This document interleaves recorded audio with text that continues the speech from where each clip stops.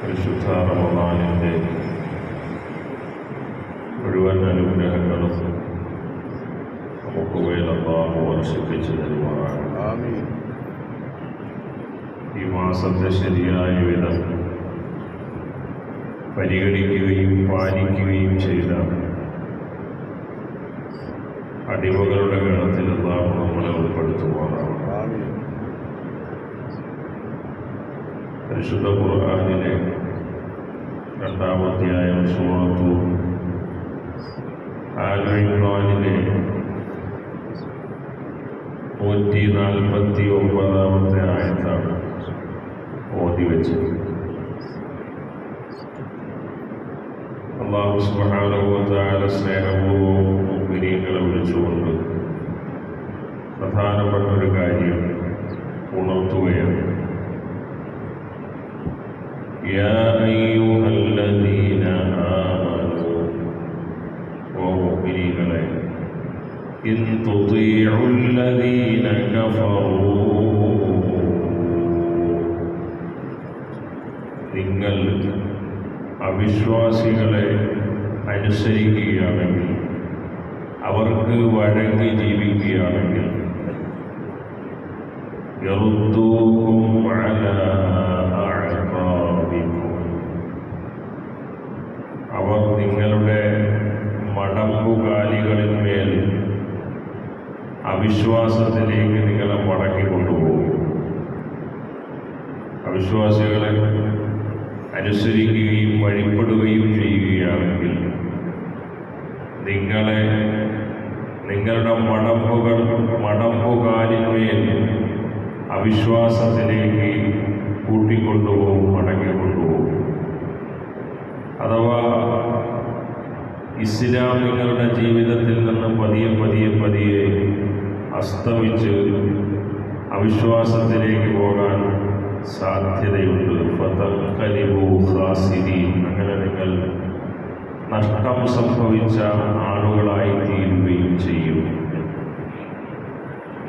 ഈ ആയത്ത് അവതീർണമാകുന്നത്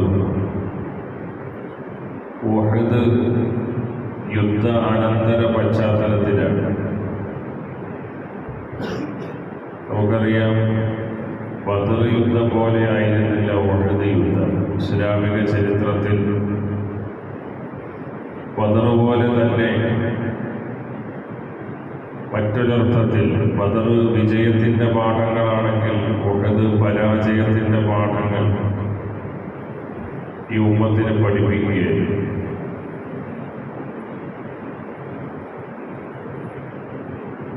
ഉഹദ് യുദ്ധത്തിൻ്റെ പ്രഥമഘട്ടത്തിൽ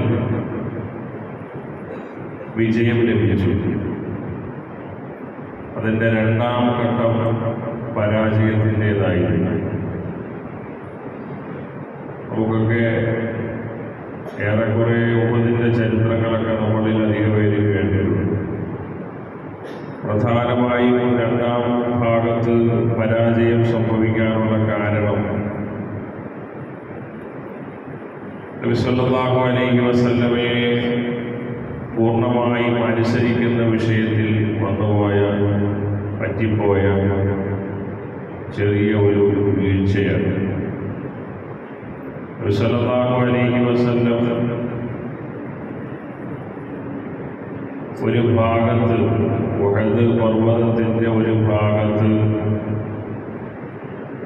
ഒരു വിഭാഗം ആളുകളെ ഒരിക്കലും നിർദ്ദേശം കിട്ടാത്തിടത്ത്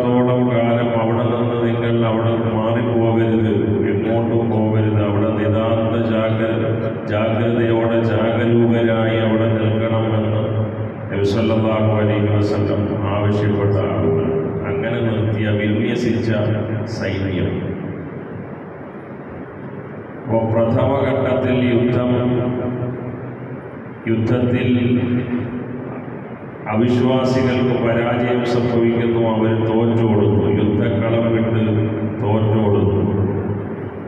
അപ്പോൾ സ്വാഭാവികമായിട്ടും അവരവിടെ ഉപേക്ഷിച്ചു പോയ ഗനീമത്ത് സ്വത്ത്, സമരാർജിത സ്വത്ത്, ആ സ്വത്ത് അവിടെ ഉണ്ടായി. അപ്പോൾ അവിശ്വാസികൾ പോയി കഴിഞ്ഞു. ഇനി ഇത് സമാഹരിക്കാം, ഈ സമ്പത്ത് സമാഹരിക്കാം എന്ന് കരുതി. ചില സഹാബാക്കൾ ഇങ്ങനെ മുന്നോട്ട് വന്നപ്പോൾ ഇവർ ഈ പർവ്വതത്തിൻ്റെ ഉഹദ് മലയുടെ ഒരു ഭാഗത്ത് നിന്ന് ഈ രംഗം കാണുന്നുണ്ട്. അപ്പോൾ ശത്രുക്കളൊക്കെ തോറ്റോടിയിട്ടുണ്ട്, അവരുടെ സ്വത്തുക്കൾ അവശേഷിക്കുന്നുണ്ട്, അത് സമാഹരിക്കാനുള്ള ശ്രമത്തിലാണ്. അപ്പോൾ പിന്നെ യുദ്ധമെല്ലാം അവസാനിച്ചു, നമുക്ക് പോകാം. അവർക്ക് നേതൃത്വം കൊടുത്തിരുന്ന സൈനിക കമാൻഡറായിട്ടുള്ള സഹാബി അവരോട് പറഞ്ഞു, പോകരുത്, അള്ളാഹുവിൻ്റെ റസൂലിൻ്റെ കൽപ്പനയാണ്, ഇത് വന്നാലും നിങ്ങൾ പോകരുത്. അത് യുദ്ധം അവസാനിച്ചല്ലോ, ഇനിയിപ്പോൾ അവിടെ നിൽക്കുന്നതിന് പ്രസക്തിയില്ല എന്ന് പല വാദങ്ങൾ ഉന്നയിച്ച് കുറേ ആളുകൾ അവിടെ നിന്ന് ഈ സ്വത്ത് സമാഹരിക്കുന്നതിന് വേണ്ടി ഇറങ്ങി പുറപ്പെട്ടു. ഈ ഒരു അപ്രതീക്ഷിത സന്ദർഭത്തിലാണ്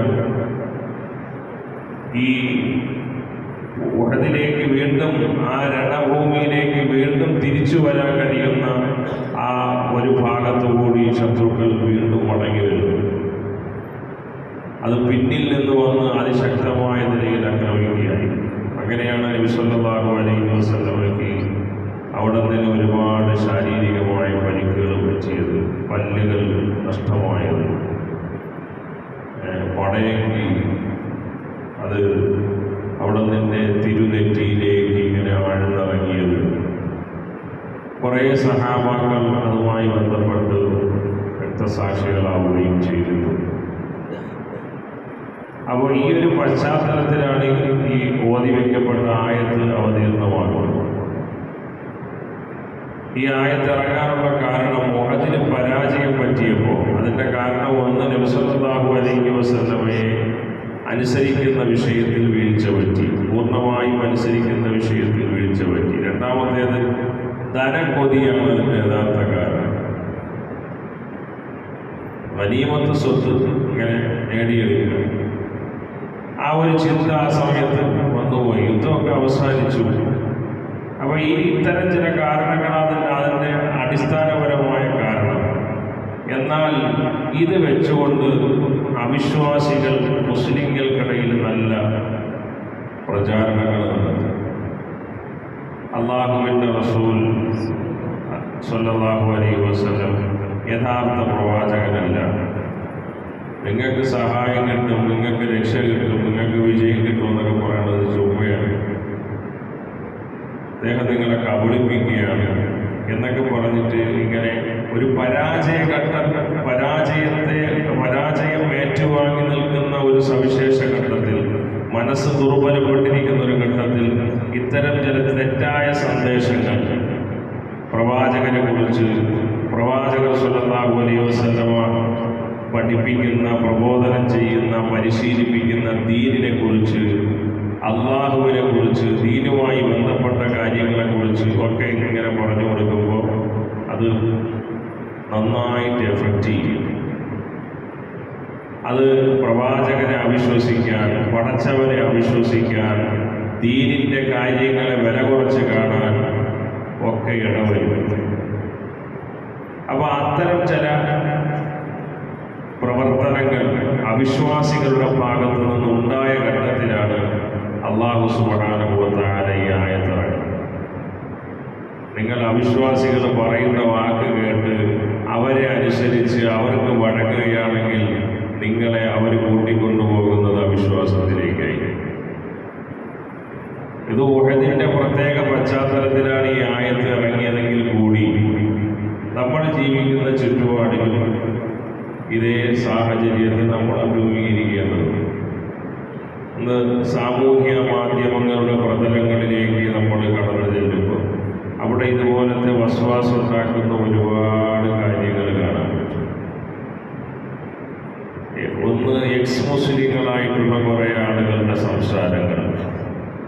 ടോക്ക്, അവരുടെ സംസാരം, അവരിങ്ങനെ കുറേ കാര്യങ്ങൾ ഇങ്ങനെ ഇസ്ലാം വിട്ടുപോയവരും അല്ലെങ്കിൽ അവിശ്വാസികളുമായിട്ടുള്ള കുറേ ആളുകൾ ഇങ്ങനെ ഇപ്പോൾ ഈ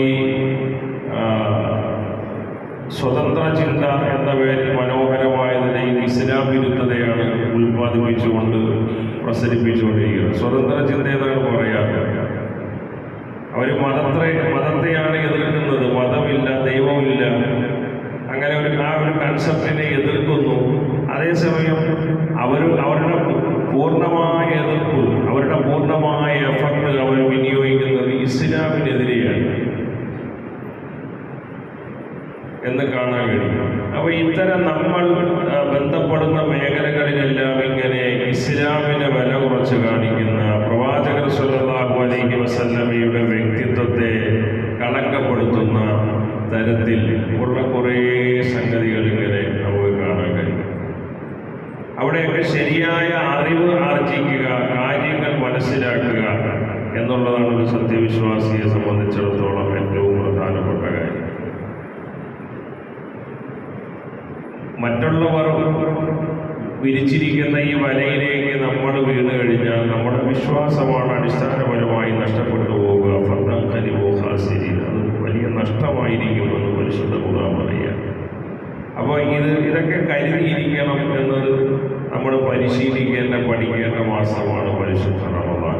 അല്ലാഹു സുബ്ഹാനഹു വ തആല ഈ ആയത്തിൽ നിന്ന് ശരിയായ അതിൻ്റെ സന്ദേശം ഉൾക്കൊള്ളാൻ, ജീവിതത്തെ അവിശ്വാസത്തിലേക്ക് വാക്കുകൊണ്ടും നോക്കുകൊണ്ടും ഒക്കെ, ജീവിതം കൊണ്ടുമൊക്കെ അവിശ്വാസത്തിലേക്ക് വഴുതി വീണു പോകാതിരിക്കാൻ അല്ലാഹു സുബ്ഹാനഹു വ തആല നമ്മേവരെയും കാത്തുരക്ഷിക്കുമാറാകട്ടെ. അൽഹംദുലില്ലാഹി റബ്ബിൽ ആലമീൻ. അല്ലാഹുമ്മ സ്വല്ലി അലാ സയ്യിദിനാ മുഹമ്മദി വഅലാ ആലി സയ്യിദിനാ മുഹമ്മദ്. اللهم مغفرتك أوسع من ذنوبنا ورحمتك أرجى عندنا من أعمالنا. അല്ലാഹുവേ, പടച്ചവനെ, ഞങ്ങളുടെ പാവങ്ങളെല്ലാം നീ പുറത്തു തരണേ. പരിശുദ്ധ റമദാനിൽ ഞങ്ങൾ പിടിച്ചുപോരുന്ന നോമ്പുകൾ, രാത്രികാലങ്ങളിലെ നമസ്കാരങ്ങൾ, ഞങ്ങൾ ചെയ്യുന്ന ദാനധർമ്മങ്ങൾ തുടങ്ങി എല്ലാ ചെറുതും വലുതുമായ സൽക്കർമ്മങ്ങളും ഞങ്ങളിൽ അതിൻ്റെ പൂർണ്ണതയോടെ സ്വീകരിക്കണേ റഹ്മാനേ. അല്ലാഹുവേ, പടച്ചവനെ, ഞങ്ങൾക്ക് സമ്പൂർണ്ണമായി പാപമോചനം നൽകണേ അല്ലാഹുവേ. അല്ലാഹുവേ, നിന്റെ ദീനനുസരിച്ചുള്ള ജീവിതം ഞങ്ങൾക്കും ഞങ്ങളുടെ ഇണകൾക്കും മക്കൾക്കും കുടുംബാദികൾക്കും നൽകി അനുഗ്രഹിക്കണേ പടച്ചവനെ. അല്ലാഹുവേ, നിനക്ക് ഏറെ ഇഷ്ടപ്പെട്ടവരായി നീ ഞങ്ങളെ കബൂൽ ചെയ്യണേ അല്ലാഹുവേ. അല്ലാഹുവേ, ഞങ്ങളുടെ മഹല്ലത്തിലെ ഓരോ കുടുംബങ്ങളും സ്വാലിഹീങ്ങൾ പാർക്കുന്ന, താമസിക്കുന്ന ഭവനങ്ങളാക്കി കബൂൽ ചെയ്യണേ പടച്ചവനെ. സലാഹിയത്തുള്ളവരുടെ നാടാക്കി ഞങ്ങളുടെ നാടിനെ നീ കബൂലാക്കണേ അല്ലാഹുവേ. അല്ലാഹുവേ, പടച്ചവനെ, മുഴുവൻ മുഅ്മിനീങ്ങൾക്കും നീ മഗ്ഫിറത്ത് നൽകണേ അല്ലാഹുവേ. അല്ലാഹുവേ, ഞങ്ങളിൽ നിന്ന് മരണപ്പെട്ടത് ഈ പള്ളിയുടെ പരിസരത്തും മറ്റു സ്ഥലങ്ങളിലുമൊക്കെ അല്ലാഹുവേ കഴിഞ്ഞുകൂടുന്ന മുഴുവൻ പേർക്കും നീ മഗ്ഫിറത്തും റഹ്മത്തും നൽകണേ അല്ലാഹുവേ. അവരുടെ ഖബറുകൾ വിശാലമാക്കി സ്വർഗീയ അനുഗ്രഹങ്ങൾ നൽകണേ അല്ലാഹുവേ. ഞങ്ങളുടെ മാതാപിതാക്കൾ, ഉസ്താദുമാർ, ബന്ധുജനങ്ങൾ, സ്നേഹിതന്മാർ, നാട്ടുകാർ, അല്ലാഹുവേ, പടച്ചവനെ, അവരിൽ നിന്ന് മരണപ്പെട്ടു പോയ എല്ലാവർക്കും മഗ്ഫിറത്തും റഹ്മത്തും നൽകണേ പടച്ചവനെ. അല്ലാഹുവേ, പടച്ചവനെ, ഞങ്ങളുടെ ജീവിത മേഖലകളിൽ ബറക്കത്ത് ചെയ്യണേ അല്ലാഹുവേ. പടച്ചവനെ, അല്ലാഹുവേ, ഞങ്ങളുടെ ജീവിത മേഖലകളിൽ, സാമ്പത്തിക മേഖലകളിൽ അഭിവൃദ്ധിയും ഉയർച്ചയും വളർച്ചയും നീ പ്രദാനം ചെയ്യണേ പടച്ചവനെ. ദാരിദ്ര്യത്തിൽ നിന്ന്, കടുത്ത സാമ്പത്തിക ഞെരുക്കങ്ങളിൽ നിന്ന് ഞങ്ങളെല്ലാം നീ കാത്തുരക്ഷിക്കണേ പടച്ചവനെ. അല്ലാഹുവേ, നിലവിൽ ഞങ്ങൾക്ക് പല നല്ല ഉദ്ദേശങ്ങളുമുണ്ട്, അതൊക്കെ നീ സഫലീകരിച്ച് തരണേ പടച്ചവനെ. ഞങ്ങളുടെ ആവശ്യങ്ങൾ പൂർത്തീകരിച്ച് തരണേ പടച്ചവനെ. അല്ലാഹുവേ, ഞങ്ങളുടെ ദുഃഖങ്ങൾ നീക്കണേ അല്ലാഹുവേ. ഞങ്ങളുടെ പ്രയാസങ്ങൾ പരിഹരിക്കണേ അല്ലാഹുവേ. അല്ലാഹുവേ, പടച്ചവനെ, പൂർണ്ണമായും നിന്നിൽ തവക്കുൽ ചെയ്ത് ജീവിക്കാൻ നീ ഞങ്ങളെ സഹായിക്കണേ അല്ലാഹുവേ. അല്ലാഹുവേ, നീ തന്നതിൽ തൃപ്തിപ്പെട്ട് ജീവിക്കാൻ നീ ഞങ്ങളെ സഹായിക്കണേ അല്ലാഹുവേ. സ്വന്തമായി വീടില്ലാത്തവർക്ക് വീട് നൽകണേ അല്ലാഹുവേ. കടം വീട്ടണമെന്ന് അതിയായി ആഗ്രഹിച്ചതിന് വേണ്ടി പരിശ്രമിക്കുന്നവർക്ക് ആ കടത്തിൽ നിന്നുള്ള മോചനം എളുപ്പമാക്കണേ അല്ലാഹുവേ. പടച്ചവനെ, സന്താനങ്ങളെ നീ സ്വാലിഹീകളാക്കി തന്നെ പടച്ചവനെ. സന്താനങ്ങൾ കിട്ടണമെന്ന് ആഗ്രഹിക്കുന്നവർക്ക് സ്വാലിഹീകളായ മക്കളെ പ്രദാനം ചെയ്യണേ അല്ലാഹുവേ. നീ തന്ന നിഅമത്ത് അല്ലാഹുവേ, അത് നിലനിർത്തി അതിൽ ബറക്കത്ത് ചെയ്ത് തലമുറകളോളം നീ ഞങ്ങൾക്ക് നൽകണേ റഹ്മാനേ. അല്ലാഹുവേ, പടച്ചവനെ, ഞങ്ങളുടെ സന്തതി പരമ്പരകളിൽ അല്ലാഹുവേ നിന്നോട് അനുസരണക്കേട് കാട്ടുന്നവരെ നീ നൽകല്ലേ പടച്ചവനെ. അല്ലാഹുവേ, നിന്റെ ദീനനുസരിച്ച് ജീവിക്കുന്നവരാക്കണേ റഹ്മാനേ. അല്ലാഹുവേ, പടച്ചവനെ, ഞങ്ങളുടെ പരലോക ജീവിതം സന്തോഷത്തിലാക്കി തന്നെ അല്ലാഹുവേ. പടച്ചവനെ, അതിനുതകുന്ന ജീവിതം നീ ദുനിയാവിൽ മരണത്തിന് മുമ്പായി നീ ഞങ്ങൾക്ക് നൽകണേ റഹ്മാനേ. അല്ലാഹുവേ, പടച്ചവനെ, ഞങ്ങളുടെ അകവും പുറവും നന്നാക്കണേ അല്ലാഹുവേ. രഹസ്യ പരസ്യ ജീവിതങ്ങൾ ശുദ്ധീകരിച്ചു തരണേ അല്ലാഹുവേ. ഞങ്ങളുടെ സ്വഭാവ പെരുമാറ്റ പ്രവർത്തന മേഖലകളെല്ലാം നിനക്ക് ഇഷ്ടപ്പെടുന്ന തരത്തിലാക്കി തരണേ അല്ലാഹുവേ. അല്ലാഹുവേ, പടച്ചവനെ, ഞങ്ങൾക്ക് വേണ്ട എല്ലാ സൽഗുണങ്ങളും സവിശേഷതകളും നീ നൽകണേ റഹ്മാനേ. അല്ലാഹുവേ, പടച്ചവനെ, ഞങ്ങളുടെ രോഗങ്ങൾക്ക് നീ ശിഫ നൽകണേ അല്ലാഹുവേ. നിന്റെ ഈ പള്ളിയിൽ അല്ലാഹു ഒരുമിച്ച് കൂടിയ മുഅ്മിനീങ്ങളിൽ പലരും പലവിധ രോഗങ്ങളാൽ പ്രയാസപ്പെടുന്നവരാണ്. ശിഫയാക്കി തരണേ അല്ലാഹുവേ. അല്ലാഹുവേ, ഞങ്ങളുടെ വീട്ടിൽ ഉള്ള പലരും അല്ലാഹുവേ, ഞങ്ങളുടെ കുടുംബത്തിൽ സുഹൃത്തുക്കളിൽ നാട്ടുകാരിൽ പലരും ആശുപത്രികളിലും വീടുകളിലും രോഗികളാണ് വിളിച്ചവരെ. അല്ലാഹുവേ, അവർ ചികിത്സയിലാണ്. ശിഫ കൊടുത്ത് അനുഗ്രഹിക്കണേ അല്ലാഹ്. ആഫിയത്ത് കൊടുത്ത് നീ മടക്കിക്കൊണ്ടുവരണേ പടച്ചവനെ. അല്ലാഹുവേ, പടച്ചവനെ, ഈ ദുആ നീ കബൂലാക്കണേ അല്ലാഹ്. അല്ലാഹുവേ, ഫലസ്തീനിലെ ഞങ്ങളുടെ സഹോദരങ്ങളുടെ ദുരിതങ്ങൾ നീക്കി കൊടുക്കണേ അല്ലാഹ്. പ്രയാസങ്ങൾ പരിഹരിച്ചു കൊടുക്കണേ അല്ലാഹുവേ. പടച്ചവനെ, അവിടെ നിന്ന് വരുന്ന വാർത്തകൾ ഞങ്ങൾക്ക് ഞങ്ങളുടെ കാതുകൊണ്ട് കേൾക്കാൻ, ഞങ്ങളുടെ കണ്ണുകൊണ്ട് കാണാൻ കഴിയാത്തതിന് അല്ലാഹുവേ, പടച്ചവനെ, നീ സഹായിക്കണേ ഞങ്ങൾക്ക് ഖൈറ് നൽകണേ പടച്ചവനെ. അല്ലാഹുവേ, ദീനനുസരിച്ചുള്ള ഇസ്സത്തോടെയുള്ള ജീവിതം നീ ഞങ്ങൾക്ക് ഞങ്ങളുടെ നാട്ടിൽ തലമുറകളോളം നൽകണേ അല്ലാഹുവേ. നീതി നിഷേധിക്കപ്പെട്ട അന്യായമായി തലമുറകൾ കഴിയുന്നവർക്ക് മോചനം കൊടുക്കണം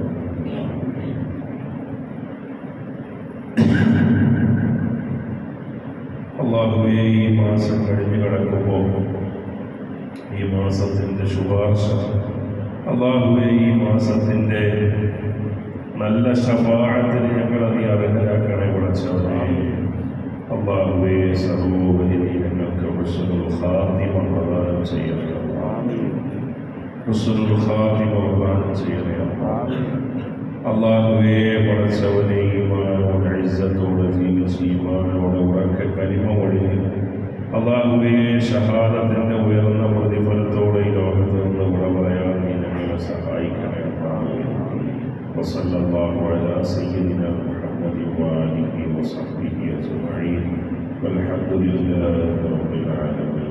സുബ്ഹാനല്ലാഹി വബിഹംദിഹി സുബ്ഹാനല്ലാഹി അഷ്ഹദു അൻ ലാ ഇലാഹ ഇല്ലാ അൻത അസ്തഗ്ഫിറുക വഅതൂബു ഇലൈക്. അസ്സലാമു അലൈക്കും.